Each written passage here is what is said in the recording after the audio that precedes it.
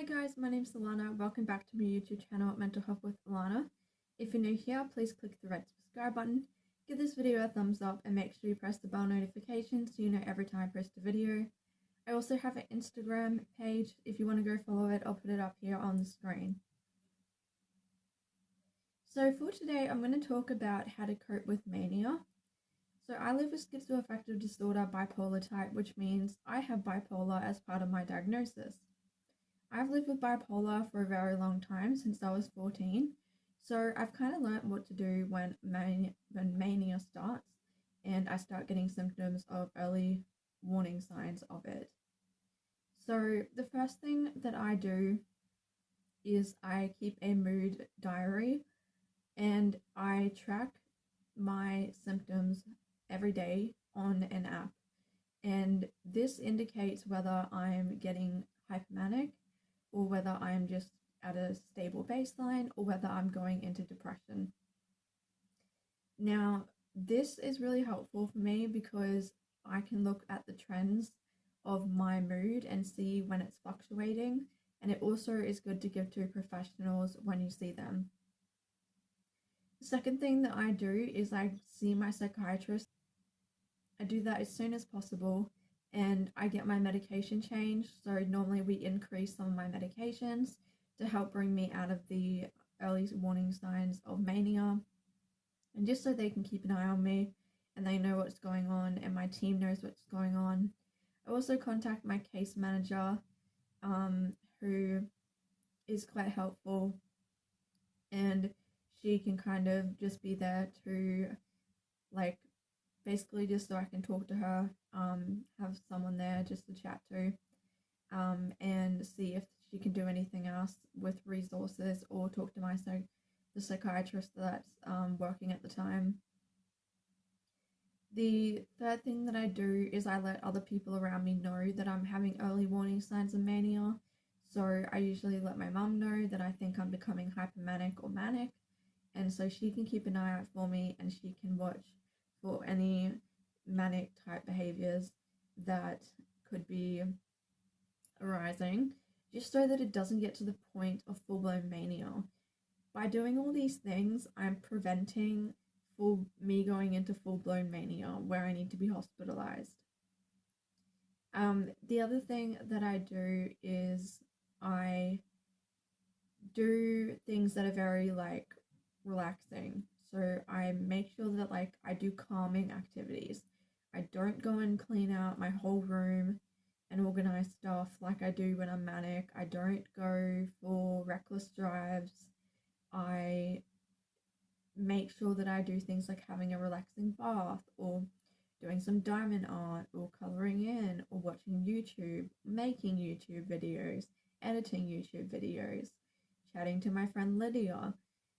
If you don't know who Lydia is, Lydia has a channel called Diary of Lydia. She makes mental health content. Go check her out. She's amazing. Love you, Lydia.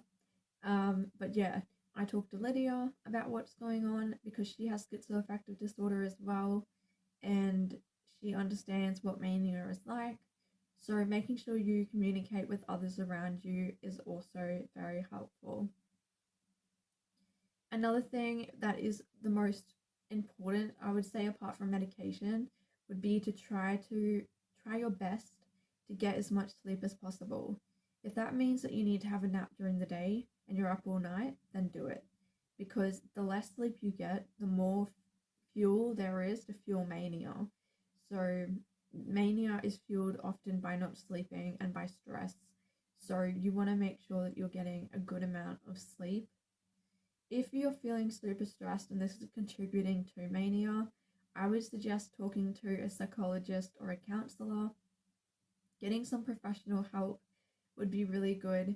They can help you explore the different warning signs of mania and what it looks like for you, because every person has a different portrayal of mania.